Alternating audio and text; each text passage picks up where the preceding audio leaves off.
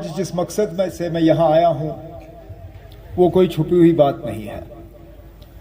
इससे पहले मैंने कई सारे इलेक्शनों में शुमाली कश्मीर में और ख़ासकर टंगमर्ग असेंबली हलके में वोट मांगे हैं,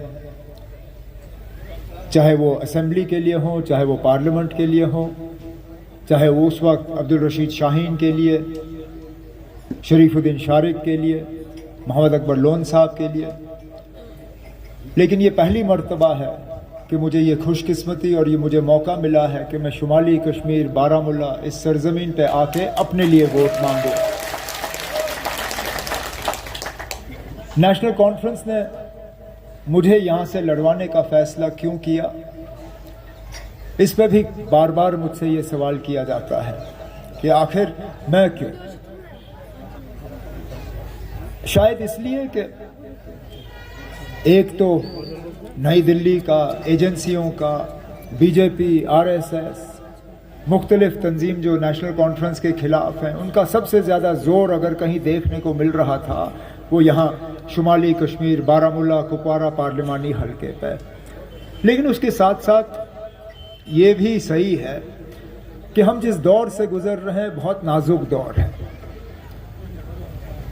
हमारे बुजुर्ग साथी जो यहाँ बैठे हैं उनको याद होगा, बिल्कुल इसी तरह के हालात, थोड़ा सा इनसे हटके एक दौर ऐसा था जब सियासी तौर हम सब गुलाम थे। हमारी आवाज़ में कोई दम नहीं था, हमारी आवाज़ सुनने के लिए कोई तैयार नहीं था। एक राजा ने दूसरे राजे को हमें बेच के जो है हमें बदल दिया। जिस तरह आज हम बाज़ार में सामान खरीदते हैं, जिस तरह आज हम बाज़ार में माल मवेशी खरीदते हैं, इसी तरह एक राजा ने हमें बेचा और दूसरे राजा ने हमें ख़रीदा। यही हमारी हैसियत थी, इससे ज़्यादा नहीं। सियासी तौर गुलामी के हम शिकार थे, लेकिन उसके साथ साथ इक़्तिसादी तौर भी हम गुलाम थे।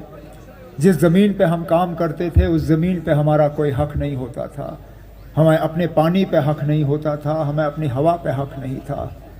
लेकिन उस दौर में एक लीडर पैदा हुआ, थे वो मास्टर। लेकिन यहाँ के हालात देख के वो इतने परेशान हुए कि उन्होंने कहा नहीं, मुझे अपने लोगों को इस मुश्किल से निकालना होगा। उस शख्स का नाम था बाबा कौम शेख मोहम्मद अब्दुल्ला।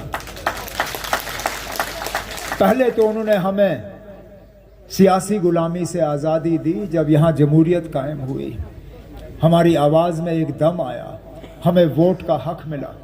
हमें यह हक़ मिला कि हम खुद चुने कि हमारे हुक्मरान कौन होंगे, हमारी क़यादत कौन करेगा, हमारी नुमाइंदगी कौन करेगा, हमारी आवाज़ बुलंद कौन करेगा। लेकिन उसके साथ साथ शेर कश्मीर ये भी जानते थे कि सिर्फ सियासी गुलामी ख़त्म करके यहाँ लोगों का मुस्तकबिल नहीं बदलेगा। यहाँ लोग ज़ैलदारी के शिकार थे, जगदारी के शिकार थे, ज़मींदारी के शिकार थे। उस दौर में बाबा कौम ने कहा कि मैं अपने लोगों को इस चीज़ में से निकालूंगा। मुझसे अक्सर बेशतर मीडिया वाले पूछते हैं कि मुझे बताओ 370 ने यहाँ के लोगों को क्या दिया। और मैं कहता हूँ ठीक है, अगर आप समझना चाहते हो तो समझो। बाकी मुल्क में अगर स्कूल हैं तो यहाँ पे भी हैं, हम मानते हैं। बाकी मुल्क में अगर हस्पताल हैं तो यहाँ पे भी हैं।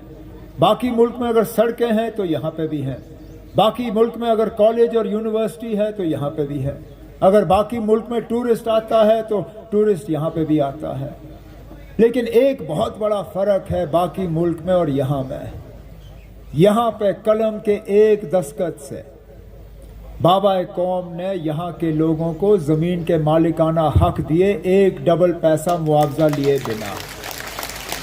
और इस तरह का आप बैठो, अब आप मत उठो, मत उठो, आप मत उठो, बैठो नीचे, नीचे बैठो।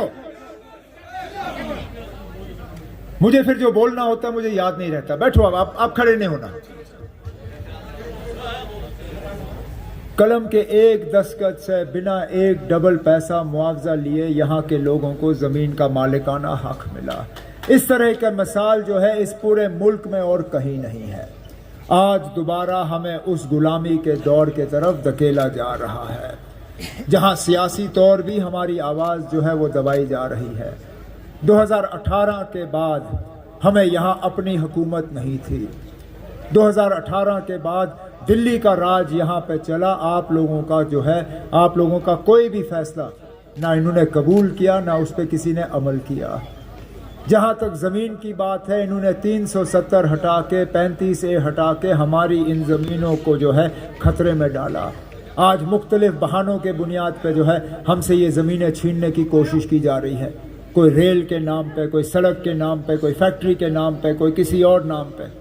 یہاں تک کہ جن زمینوں کا حق فاروق عبداللہ صاحب نے آپ کو روشنی کے تحت دلوانے کی کوشش کی، اس روشنی کو بھی انہوں نے تہس نہس کیا. آج کاہ چرائی زمین پہ، جس بھی زمین پہ آپ کا حق بنتا تھا اس پہ بلڈوزر چلا کے آپ کو اس حق سے بے دخل کیا جا رہا ہے، ان زمینوں سے بے دخل کیا جا رہا ہے. اور کچھ نہیں ملا ہمیں ماں سوائے بدنامی کے، پریشانی کے، مایوسی کے.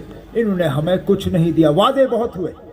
جب 370 یہاں سے ہٹا، یہاں کے نوجوانوں کو کہا گیا تھا کہ آپ کے روزگار میں اگر کوئی رکاوٹ تھی تو یہ نیشنل والے تھے، جیسے ہی یہ چلے جائیں گے آپ کے لیے روزگار آئے گا. مجھے حکومت چھوڑے ہوئے 10 سال ہو گئے. خدا را مجھے بتائیے نا کون سا نوجوان آج سرکاری ملازمت کر رہا ہے. حقیقت یہ ہے کہ انہوں نے ملازم جو ہے باہر سے لائے، چاہے وہ بینک کا ملازم ہو، چاہے سرکاری دفتر کا ملازم ہو. زیادہ تر ملازم جو ہے آج باہر سے آتے ہیں. آنے والا، آپ کی بات کرنے والا، آپ کی زبان کو سمجھنے والا کوئی بھی نہیں. دریا سے ریت نکالنا ہوتا ہے، ٹھیکیدار باہر سے آتا ہے. سڑک کا کام کرنے ہوتا ہے، ٹھیکیدار باہر سے آتا ہے، وہ اپنا مزدور بھی باہر سے لاتا ہے. یہاں جب آپ ہائی وے سے گزرتے ہو وہ گاڑی کا ٹول آپ سے پکڑتے ہیں، ٹول پکڑنے والا کمپنی بھی جو ہے وہ باہر سے آئی ہوئی ہے. تو یہاں کے لوگوں کو کیا ملا؟ ماں سوائے ہمارے نوجوانوں کو نشیلی دوائیوں کی عادت، اور جگہ جگہ انہوں نے شراب کی دکانیں کھولی اور کچھ نہیں کیا. اور شراب یہ ایسے بیچ رہے ہیں جیسے پانی. آپ حیران ہوں گے سن کے. میں پچھلے دنوں کپوارہ میں دورہ کر رہا تھا. اب یہاں دکان ہے آپ کے آس پاس میں، کسی دکاندار کے پاس جا کے پوچھئے نا آپ کی دن کی کمائی کتنی ہے. وہ دکاندار آپ کو کہے گا میں دن میں 1000 کماتا ہوں، 2000 کماتا ہوں. اگر اچھا دن ہوگا شاید دن میں وہ 5000 کماتا ہے. کپوارہ میں جو شراب کی دکان ہے، آپ کو معلوم ہے اس کی دن کی کمائی کتنی ہے؟ 3 سے 4 لاکھ روپے. مہینے میں وہ شراب جو ہے 1 کروڑ روپے کی بیچتا ہے.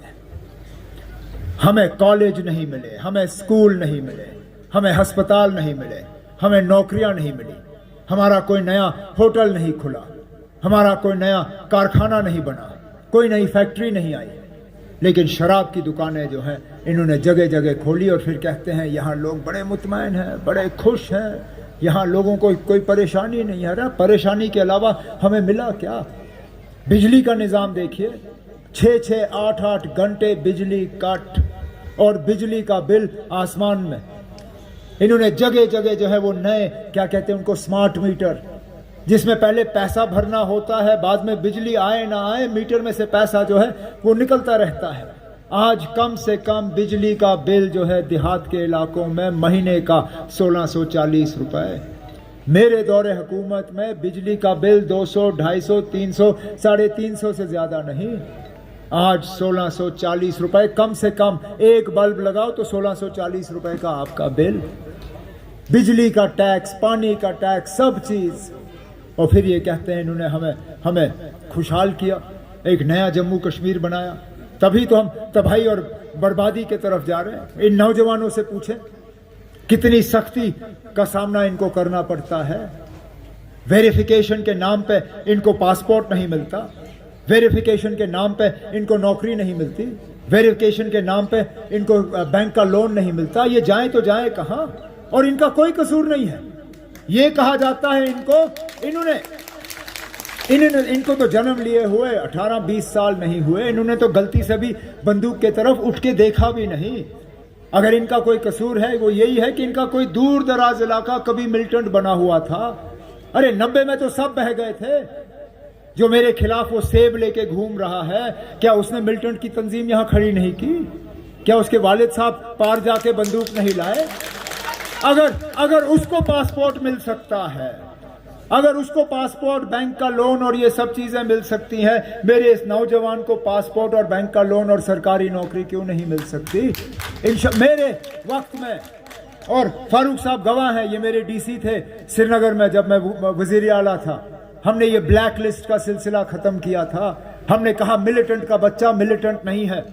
मिलिटेंट का दामाद मिलिटेंट नहीं है, मिलिटेंट का पोता मिलिटेंट नहीं है। आप सिर्फ इस चीज के लिए किसी को सजा नहीं दे सकते हो क्योंकि उनका कोई रिश्तेदार मिलिटेंट था। लेकिन इन लोगों ने वो जो है ब्लैक लिस्ट का सिलसिला दोबारा शुरू किया। हमने पार से ये जो लोग गए थे ट्रेनिंग करने के लिए, लेकिन बंदूक लेके वापस नहीं आना चाहते थे, हमने उनके लिए रास्ता खोला नेपाल से। देखिए ना, अब जब हम बात करते हैं तो एक फर्द के लिए नहीं करते, जब हम कोई काम करते हैं तो एक के लिए नहीं करते, हम जब करते हैं तो सब के लिए करते हैं। हमने जब यहाँ नए एडमिनिस्ट्रेटिव यूनिट खोले, जब हमने यहाँ ब्लॉक बनाए, तहसीलें बनाई, न्याबतें कायम की, वो किसी एक को फायदा पहुंचाने के लिए नहीं था, वो पूरे कौम को फायदा पहुंचाने के लिए था। आज हजारों की तादाद में नौजवान जो है वो जेल में दर बदर की ठोकरें खा रहे हैं। किन किन का मैं जिक्र करूं, जिनको जम्मू कश्मीर के बाहर जेलों में रखा गया है, जिनका कोई कसूर नहीं है, कोई केस नहीं है उनके खिलाफ, बस उठा के पहुंचा दिया हुआ है बाहर। हम जब बात करेंगे तो उन सब हजारों नौजवानों के लिए बात करेंगे जिनको वहां जेल से निकाल के हमने यहाँ वापस लाना है, जिनके खिलाफ कोई केस नहीं है, हमने उनको छोड़ना है, जिनकी वेरिफिकेशन नहीं हो रही है, इनका वेरिफिकेशन कराना है। तब जाके हम यहाँ के लोगों को इंसाफ दिलवा सकेंगे। और आपको अपना नुमाइंदा वोट चुनना है, क्योंकि नुमाइंदा का आपने फैसला करना है। आपने पार्लियामेंट में मेंबर भेजना है तो नुमाइंदा वो भेजिए जो पार्लियामेंट के अंदर जाके बात कर सके, जो वहाँ आपके जज्बातों की तर्जुमानी कर सके, जो आपके लिए लड़ सके। और इस लड़ाई में, जिस लड़ाई का जिक्र सदोत्रा साहब ने किया, जिस लड़ाई का जिक्र मोंगा साहब ने किया, जिस लड़ाई का जिक्र फारूक शाह साहब ने और शौकत मीर साहब ने किया, इस लड़ाई में ये लड़ाई हम अकेले नहीं लड़ सकते। हमने इस लड़ाई में और दोस्तों को शामिल करना है। इसलिए बहुत ज़रूरी है कि आप नेशनल कॉन्फ्रेंस के उम्मीदवार को यहाँ से कामयाब करके, ताकि हम औरों को जोड़ें, हम इस कारवां को बढ़ाते रहें, ताकि इंशाअल्लाह उस दौर, जिस दौर के लिए हम सपना देख रहे हैं, ख्वाब देख रहे हैं, खुशहाली का, इज्जत का, वकार का, पहचान का, वजूद का, उसको हम दोबारा हासिल करें। तो इसलिए मैं ये अपील और ये गुजारिश करने आया हूं कि 20 तारीख को यहाँ वोट डालने का दिन है। मेरे निशान के पास ये हल का निशान होगा। अब मशीन पे वैसे तो दूसरा नंबर है, कोई भरोसा नहीं है, ये आगे पीछे कर लेंगे, इसलिए आप नंबर मत गिनिए।